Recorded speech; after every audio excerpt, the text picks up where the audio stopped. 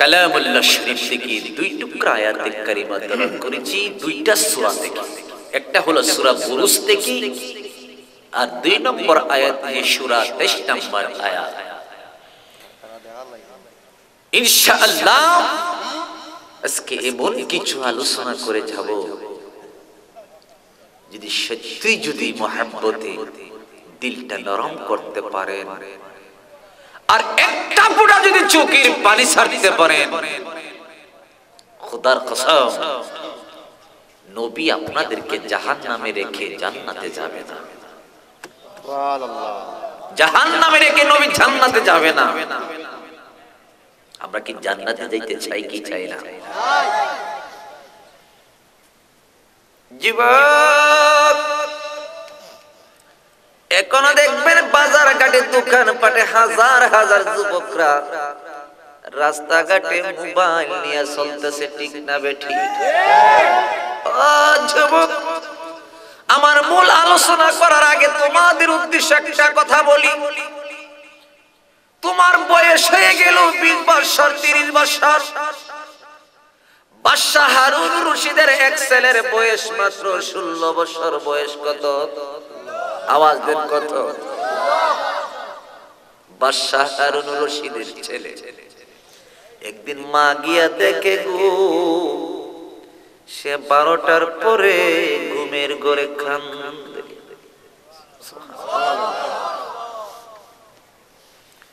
মা জিজ্ঞেস করে, বাবারে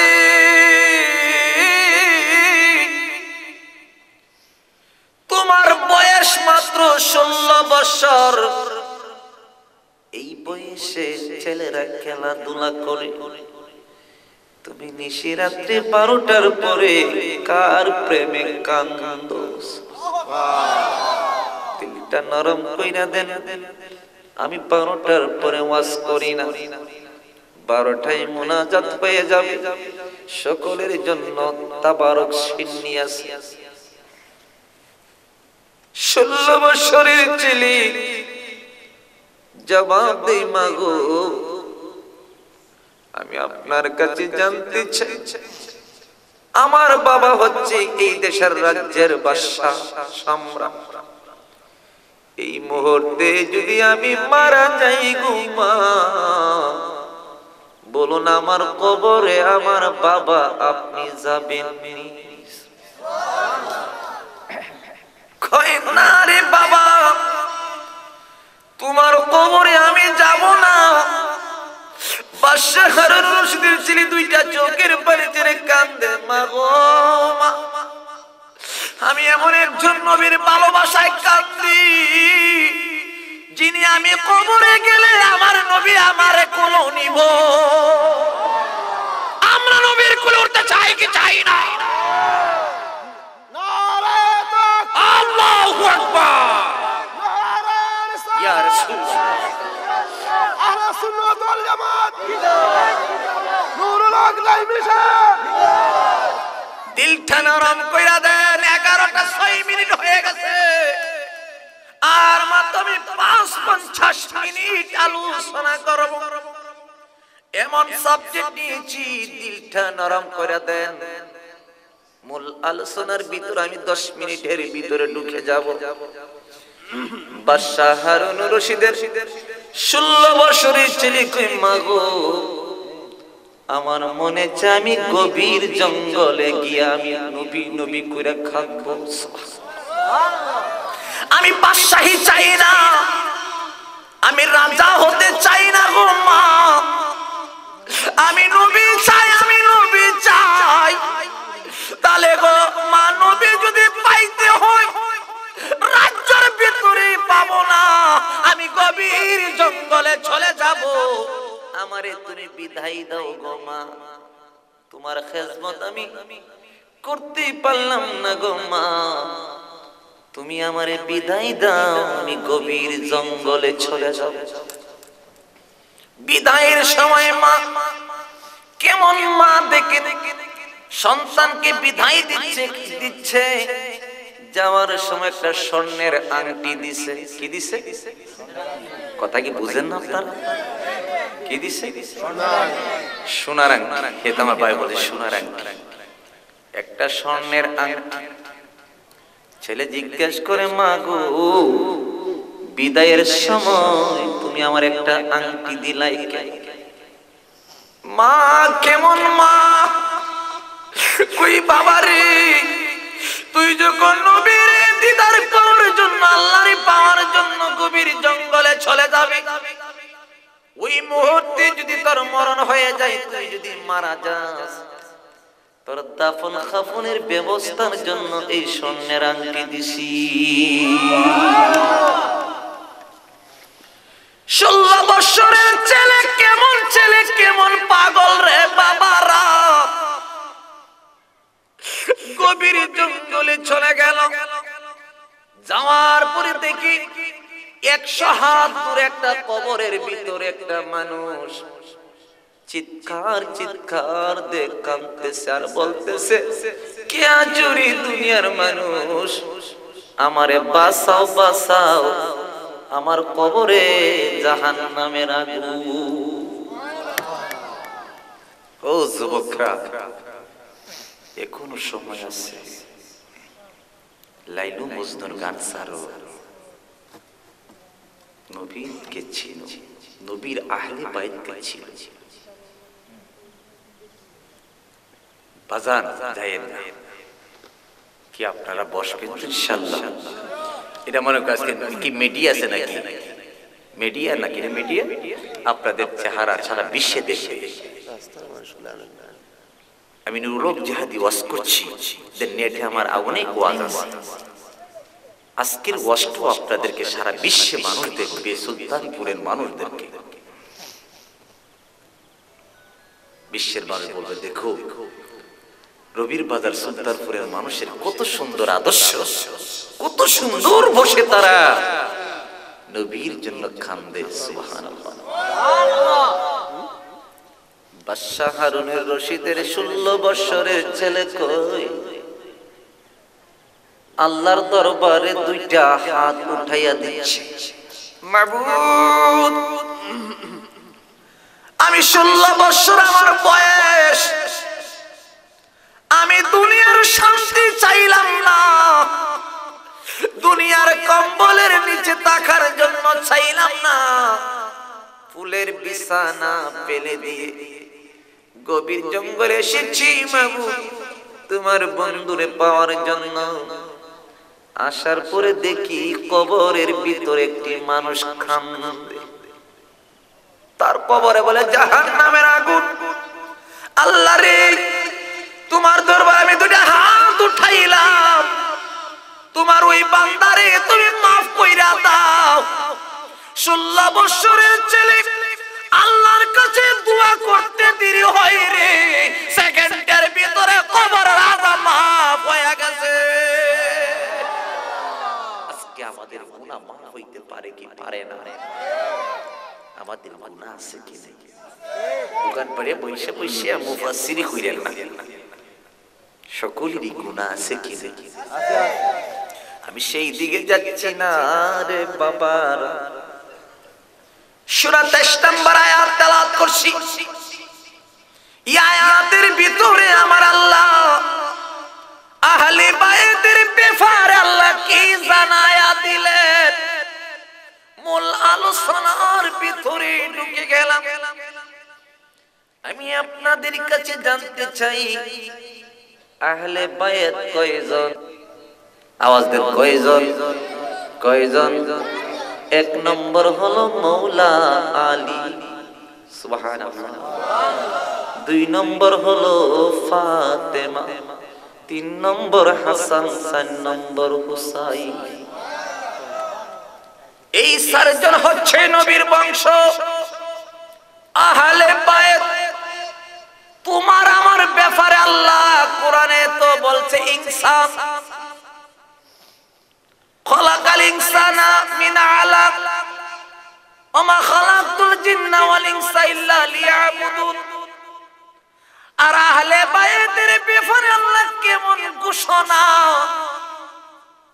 আল্লাহ কে কুল্লা সালুকুম আলাইহি আজরান ইল্লাল মাওয়াদ্দাতা ফিল কুরবা। নবীজি গো, আমি আপনার কাছে জানতে চাই কি পাইলে আপনার উম্মতের কাছে কি জিনিসটা পাইলে আপনি রাসূল খুশি হবেন? ইয়া রাসূলুল্লাহ, কোন জিনিসটা পাইলে গো নবী আপনি খুশি হয়ে যাবেন? নবী কই, আল্লাহ আমার উম্মত নামাজ পড়বে, আমল নিয়ে হাসরের ময়দানে যাবে, কিন্তু আমি আল্লাহ আমার উম্মতের কাছে একটা জিনিস চাই, কিয়ামত পর্যন্ত আমি রাসূল যেদিন দুনিয়ায় থাকবো না গো আল্লাহ, আমার আহলে বাইতের ভালোবাসা ছাড়া কিছু চাই না। আমার আহলে বাইতের ভালোবাসা চাই। ঘোষণা কার? ঘোষণা কার? আওয়াজ দেন, ঘোষণা কার? সূরা 23 নম্বর আয়াতে আহলে বাইতের দলিল দিচ্ছেন। আসুন, আহলে বাইত বলছিলাম কয়জন? এক নম্বর তিনি কে? বলেন না, হযরতে কেমন আলী, যার জন্ম হয়েছে কাবার ভিতরে। যে আলী হচ্ছে আনা মাদিনাতুল ইলমি ওয়া আলিয়ুম বাবুহা, ইলমের শহর হইল নবীজি, আর সেই শহরের দরজা হইল মৌলা আলী। আলী একদিন সাহাবায়ে কেরামরে বলেন, সাহাবীরা রে, তোমাদের কাছে আমি বলতে চাই, আমার নবীর সাথে যদি একবার দেখা করো, আমি আলীর সাথে 2 বার দেখা করতে হবে। সাহাবায়ে কেরামের মধ্যে সন্দেহ ঢুকে গেল, কি আলী কি কয়? নবীর সাথে একবার দেখা করলে আলীর সাথে 2 বার দেখা করতে হবে, এটা কি ব্যাপার? সাহাবায়ে কেরাম আমার নবীর কাছে গিয়ে বলে, ইয়া রাসূলুল্লাহ, আলী কি বলল আমরা বুঝতে পারি নাই। কয়, নবী গো, আপনার শরীর সাথে একবার দেখা করলে আলীর সাথে বলে 2 বার দেখা করতে হবে। আমার নবীজি মুস্কি মুস্কি হাসে, সুবহানাল্লাহ। আইনা আলী, কিভাবে তুমি বললাই, তুমি বুঝাইয়া বলো আলী রে। আলী কয়, নবী গো, আপনার জবান দিয়ে বলেছেন আমি আলী ইলমের দরজা, তার আমি দরজা যখন হয়ে গেলাম, নবী আপনারে যদি কেউ দেখতে চায় তাহলে আমি আলীর দরজায় ঢুকতে হবে, ঠিক না বেঠিক? যাওয়ার সময় কোন কেমনে যাবে? আমি আলীর দরজা দিয়া বাইর হবে। এই জন্য আমি আলীর সঙ্গে 2 বার দেখা হয়ে যাবে। সুবহানাল্লাহ বলেন। কেমন আলী রে, কেমন আলী, কেমন নবীর আহলে বাইত। আমি একটা কথা বলছি, আলীর পর ফাতেমা আসবে, তারপর হাসান হোসেনের আলোচনা করে আমি আজকে মুনাজাত করে দিব। আলী কেমন আলী রে, যে আলী আমার নবী বললেন, আলী রে, আমি যেদিন মক্কা থেকে মদিনায় হিজরত করব, তুমি একটা কাজ করবা, তুমি আমার বিছানার মধ্যে 3 দিন ঘুমাইবা। আলী কয়, নবীজি গো,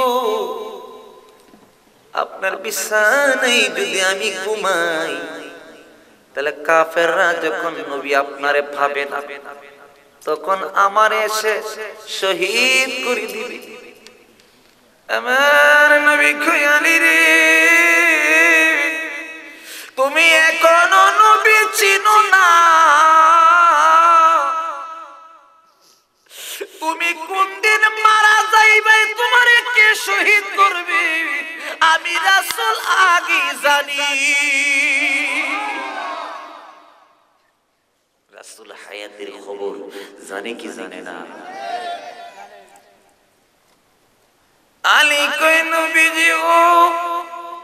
তাহলে কোন জায়গায় মারা যাব, কে আমার শহীদ করবে, নামটা বলো না। নবী কয় আলী রে, তুমি যেই দিন কুফা মসজিদের ইমামতি করবে, পিছন দিয়ে খারিজির দলেরা তোমার সামনে এসে যুদ্ধ করতে পারবে না।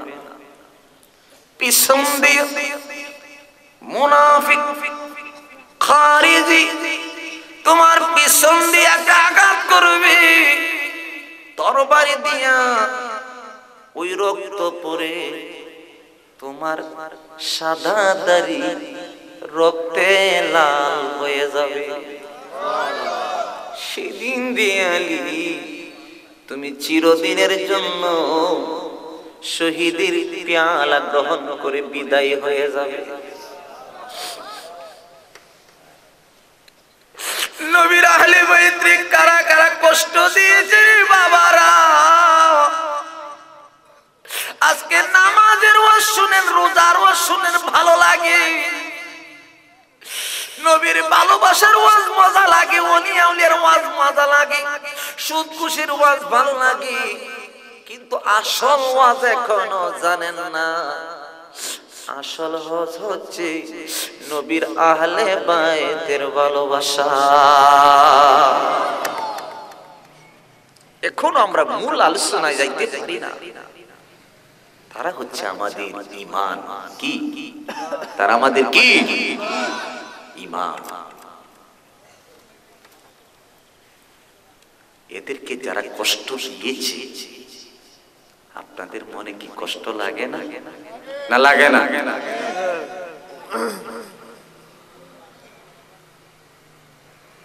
মাওলা আলী কেমন আলী রে, একদিন আল্লাহর রাসূল আলীকে নিয়ে গেলেন সফর। আমার নবীজি আলীর কোলের মধ্যে একটু নিদ্রায় চলে গেলেন, একটু আরাম করলেন। আসরের নামাজ চলে গেল, মাগরিবের কাছাকাছি সূর্য ডুবে যাবে। ওই মুহূর্তে আলী কাঁদে, আসরের নামাজ পড়তে পারলাম না, নবীজি আমার কোলের মধ্যে ঘুমে আছে। আলী কান্দে, চোখের পানিগুলো যখন আমার নবীজি চেহারা মুবারকের মধ্যে পড়ল, আমার নবীজি ঘুম থেকে উঠে বলেন, আলী রে তুমি কান্দো কেন, কার ভয়ে তুমি কান্দো? নবী গো, আমি কার ভয়ে কান্দি না, আমি হলাম শেরে খুদা আলী, আমি ভাগ পর্যন্ত বই পাই না, আমি কান্দি, আমার আসরের নামাজটা চলে গেল। নবী কয়, আলী রে নামাজ বড় না, তোমার নবী বড়। সুবহানাল্লাহ বলেন না? আমি আলী রে নামাজ বড় না, তোমার নবী বড়। আলী কয়, আমার নবীজি আমার জান, নবীজি আমার ঈমান। তাহলে নামাজের জন্য কান্দো কেন? কয় কান্দি, মানুষ দেখলে বলবে আলী শরীয়তের বিধান নষ্ট করেছে। আমার আল্লাহ, আমার নবী কয়, ও সূর্য তুই কই আছিস? সুবহানাল্লাহ বলেন। সূর্য কয়, আমি তো ডুবে যাচ্ছি। সুবহানাল্লাহ। নবী কয়, ডুবিস না, আসরের ওয়াক্ত হয়ে যায়। নবী বলতে দেরি হয়, সূর্য আসরের ওয়াক্তে আইতে দেরি হয় না। সুবহানাল্লাহ।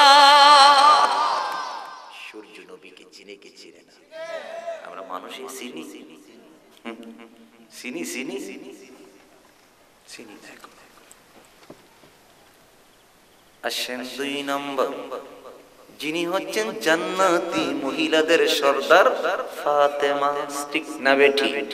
আমার মা বোনরা যারা আছেন, তোমরা এই কোন আদর্শটা তোমরা শিখে নাও। তোমরা আহলে বাইতকে চিনো, ফাতেমারে চিনো। ফাতেমা হচ্ছে জান্নাতি মহিলাদের সর্দার, যার নাম রাখছেন কে? আওয়াজ দেন কে? তোমার আমার নাম রাখে হুজুর, ইমাম সাহেব। আর ফাতেমার নাম আল্লাহ নির্ধারণ করেছেন। সুবহানাল্লাহ। ওই ফাতেমার একটা ঘটনা আপনাদেরকে শোনাই রে বাবারা।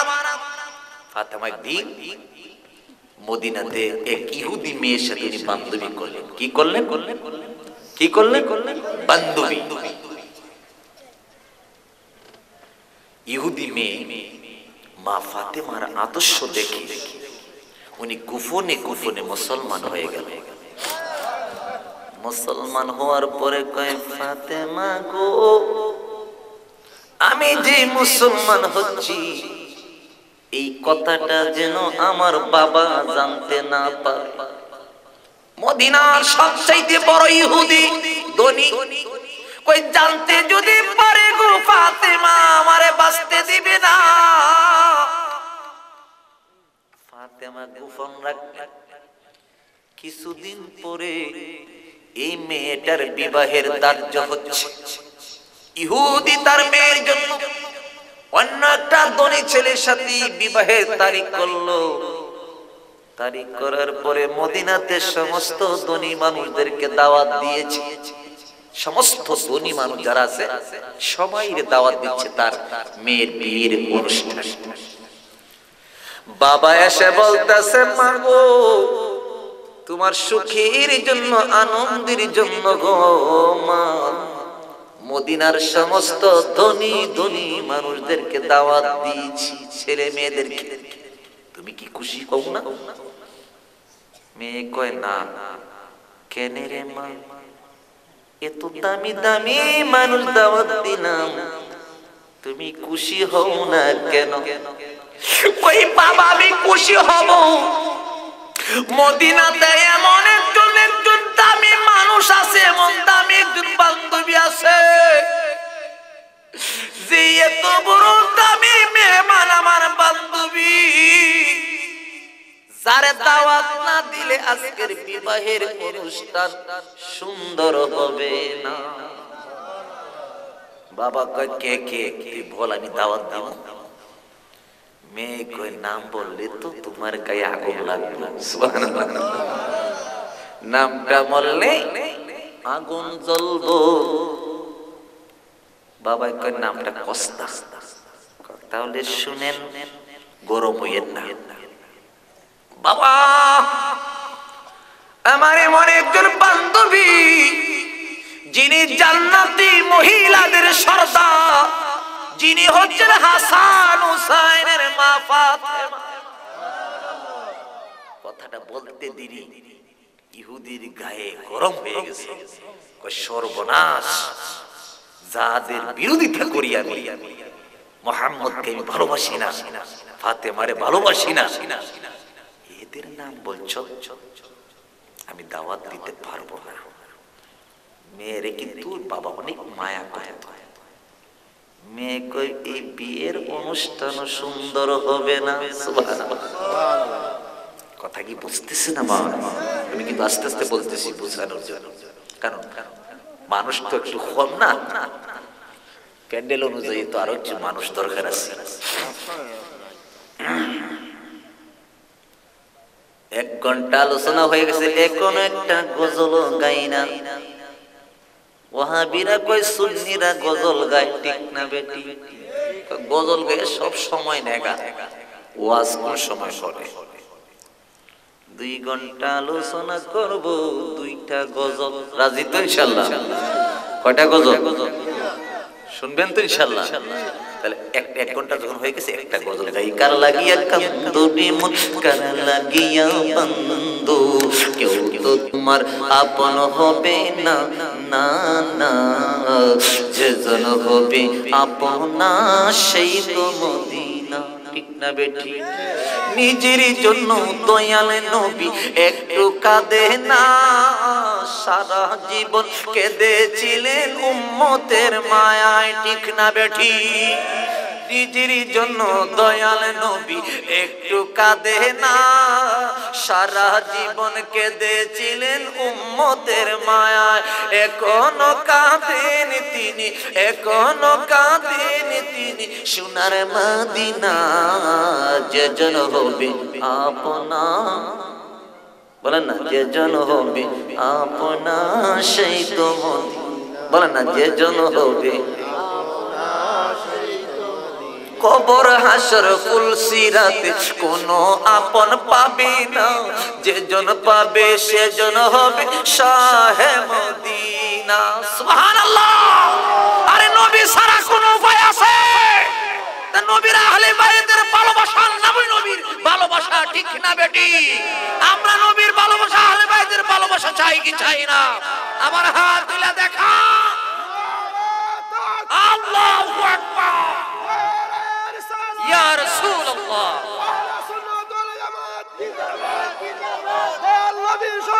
হুশিয়ার সাবধান। ওলি আল্লাহ শত্রুরা হুশিয়ার সাবধান। রোগ রোগ নাই মিশন। আচ্ছা আচ্ছা, যারা নবীর কষ্ট দিছে, যারা নবীর আহলে বাইতের কষ্ট দিছে, এদেরকে যদি আমরা গালি দিই অসুবিধা আছে? তোমার গায়ে কেন আগুন লাগে? বদমাশি এদেরকে আমরা গালি দিচ্ছি, যারা নবীর বংশরে শহীদ করেছে। এদেরকে যদি আমরা কিছু বলি, এই মুসলমান ওর কেন ভালো লাগে? তুই কি এজিদের সৈনিক? এজিদের তাই না?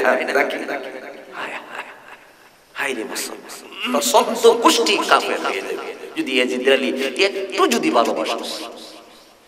তোর শব্দ গোষ্ঠী জাহান্নামে যাবে যদি এজিদের আলী কথা আমি ভালোবাসি। কত কষ্ট দিছে নবীর বংশ, তোমার মায়া লাগে না? তুমি কেমন মুসলমান? কিছু না বলছিলাম। কবর হাসর ফুলসিরাতে কোনো আপন পাবে না, যেজন পাবে সেজন হবে শাহে মদিনা। উম্মতের কষ্ট নবী সইতে পারে না, যেজন হবে আপনা সেই তো মদিনা। বলুন, যেজন হবে আপনা সেই তো মদিনা। ঠিক না বেটি? কি যেন বলছিলাম? মা ফাতেমার কথা। ফাতেমা জান্নাতি মহিলাদের সর্দার। এতে কোন সন্দেহ আছে? সন্দেহ আছে? নবীজির স্ত্রী, এরা আমাদের মা, কিন্তু জান্নাতের সর্দার না। জান্নাতের সর্দার ফাতেমা মহিলা। হাজার হাজার সাহাবীরা আছে, যুবকদের সর্দার না জান্নাতে। ইমাম হাসান হুসাইন হলো জান্নাতি যুবকদের সর্দার। কথা কি সত্য না মিথ্যা? আমি তো মিথ্যা বলি তাহলে ধরেন। কোন এই রবি বাজার কোন মৌলবী থাকলে আসেন, যদি আমি মিথ্যা বলি।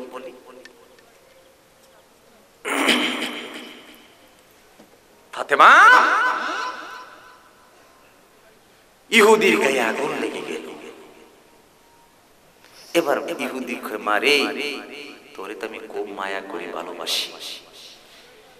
এবার ফাতেমারে যে দাওয়াতটা নাওই দিই, তাহলে তো তুই কষ্ট পাবে। যাই হোক, ফাতেমারে আমি দাওয়াত দিই। সুবহানাল্লাহ।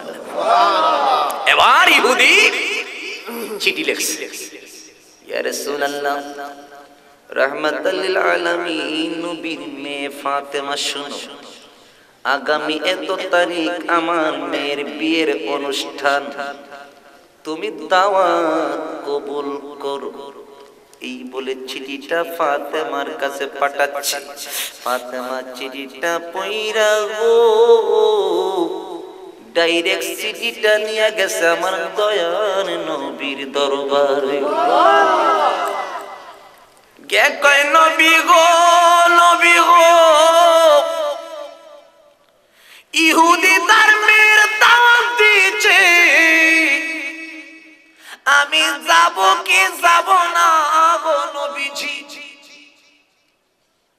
ফাতেমা অনুমতি নেই নবীর কাছ থেকে। সুবহানাল্লাহ।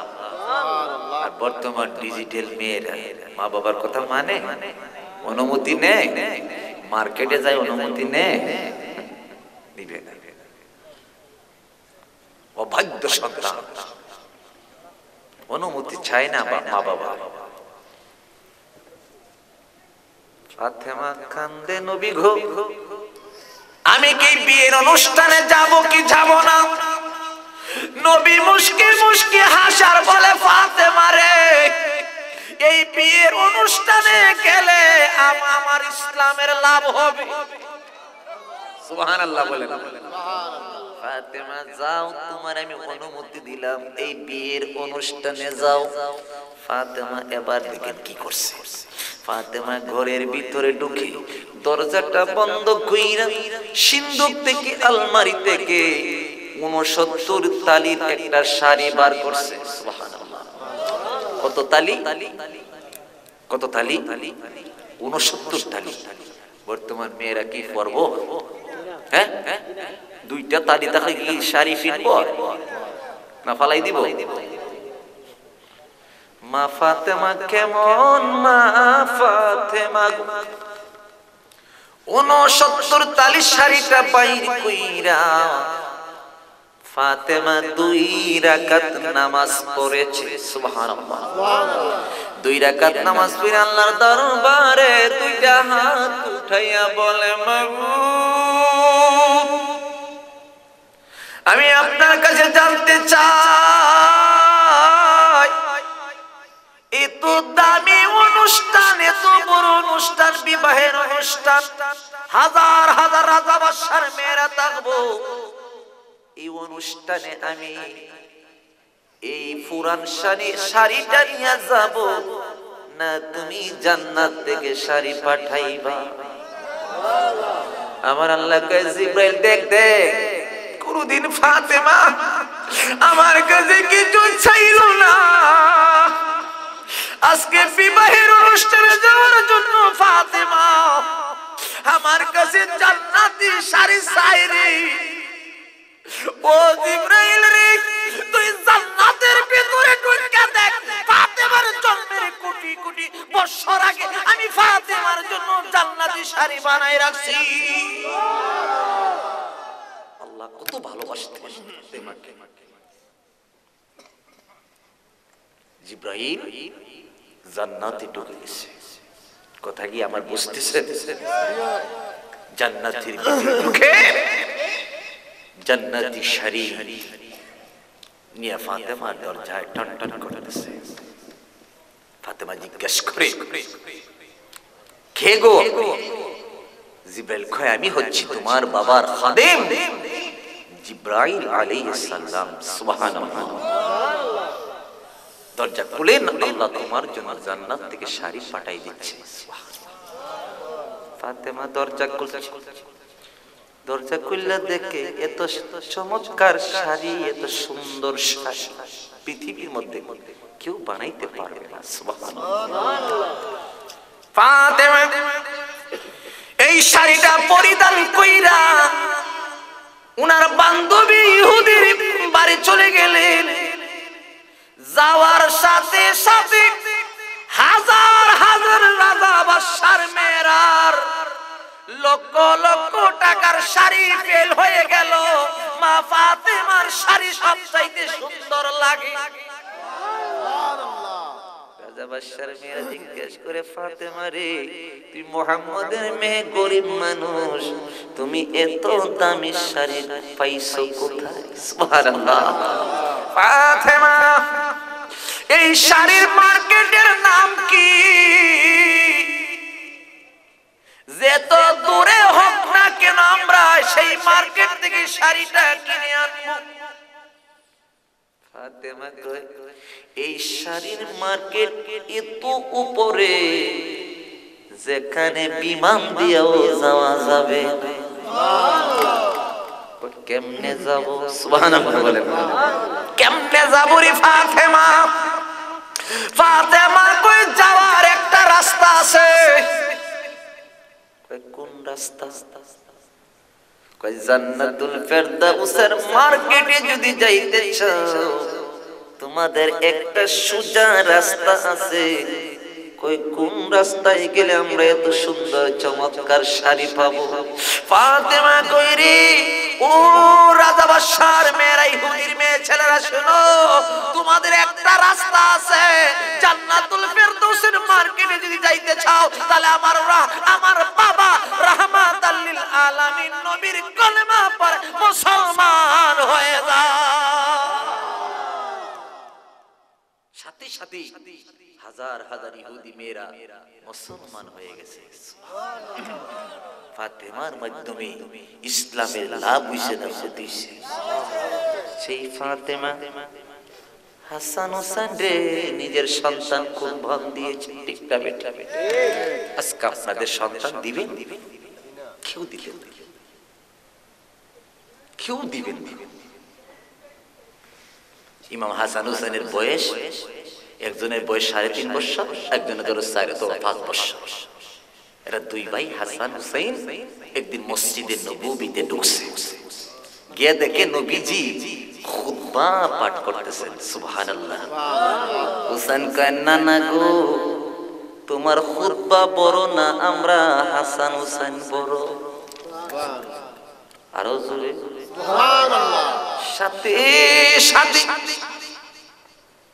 আমার নবীজি খুতবাটা বন্ধ করলেন, কইয়া ডাক দিলেন, আইনা হাসান, তাল ইন্দি, আমার কাছে আসো।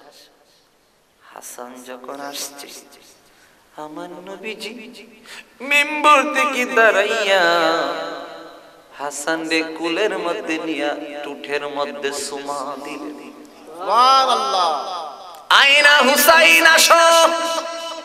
হুসাইন আসার পরে আমার নবীজি বুকের সিনার মধ্যে লাগাইয়া হুসাইনের গলার মধ্যে চুমা দেওয়ার সাথে সাথে ইমাম হুসেন একটা দূর মাইরা তার মার কাছে আসছে। সুবহানাল্লাহ বলেন। আইয়া দেখে ফাতেমা ঘরের ভিতরে নামাজ পড়তেছে।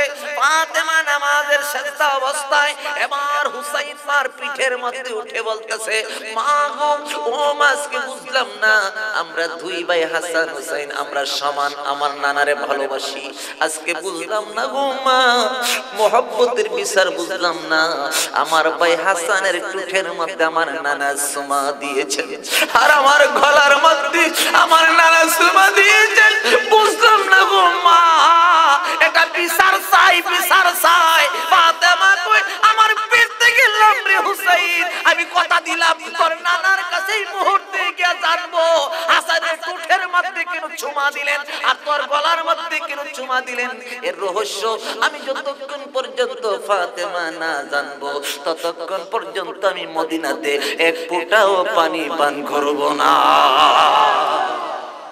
দিলটা নরম করে দেন, আমি 12টায় মুনাজাত করব, আর মাত্র 19 মিনিট 20 মিনিট সময় আছে, 20 মিনিটের ভিতরে আমি মুনাজাত করে দেব। দিলটা নরম করে দেন রে বাবারা। আমি আস্তে আস্তে আমার শেষ পর্যায়ে চলে আসছি, আমার পয়েন্টে পয়েন্টে আজকের আলোচনা। আপনারা কি বুঝতেছেন? কোনো অসুবিধা আছে?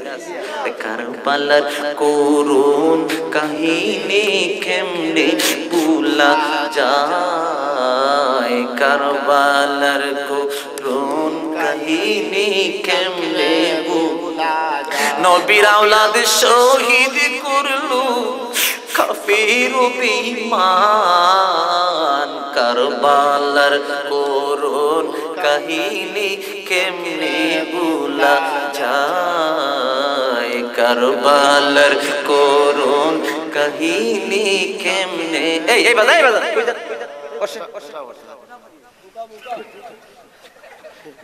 এই ওটাও নিলে ভালো লাগে। হায়রে, মানুষের দিল ফাঁসানো গেছে, দিল অনেক শক্তি গেছে, ক্ষান্ত না। এত হৃদয় বিতারক আলোচনা, এরপর চোখ পানি আয়, কোন ওয়াজ করলে পানি আই। হায়রে,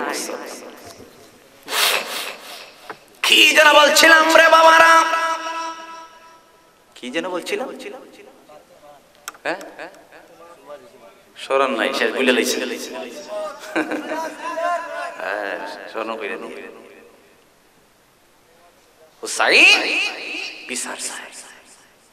এবার ফাতেমা চলে গেল রে রহমাতাল লিল আলামিন নবীর কাছে। বাবা হুসাইন তো বিচার প্রার্থী হয়ে গেল। তুমি বলে দুই ভাই রে দুই জায়গায় সুমা দিছো। হুসাইনের গলার মধ্যে কেন গো নবীজি চুমা দিলেন?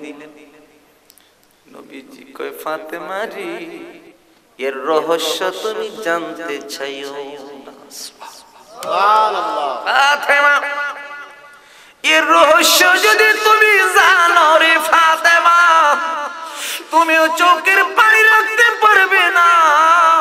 আমি রাসূল কেন চুমা দিছি আমি রাসূল জানি। ফাতেমা কয় নবী গো না জানলে আমি যাব না। আমি হুসাইনের কাছে কি জবাব দিব? আপনি কেন হুসাইনের গলায় কেন চুমা দিলেন? সে বিচার প্রার্থী। এবার নবী কই ফাতেমা রে ও ফাতেমা আমি কেন হুসাইনের গলার মধ্যে কেন চুমা দিলাম? ফাতেমা তুই জানোস না আমি রাসূল তো অতীতের কথা জানি, ভবিষ্যতের কথা জানি। একদিন আমার এক শ্রেণী উম্মতেরা 5 ওয়াক্ত নামাজ পড়বে, ইকামত দিবে, রোজা রাখবে, হজ করবে, যাকাত দিবে। আমার এক শ্রেণী উম্মতেরা তারা হবে মুনাফিক মুসলমান, তারা হবে ইয়াজিদের বংশ, তারা হবে ইয়াজিদের বংশ। ওই সমস্ত মুনাফিক মুসলমান আমার হুসাইনের গলার মধ্যে যখন ছুরিটা চালাইয়া দিবে, আমি রাসূল যেই জায়গায় চুমা দিয়েছি হুসাইন একটু কষ্ট ব্যথা পাবে না।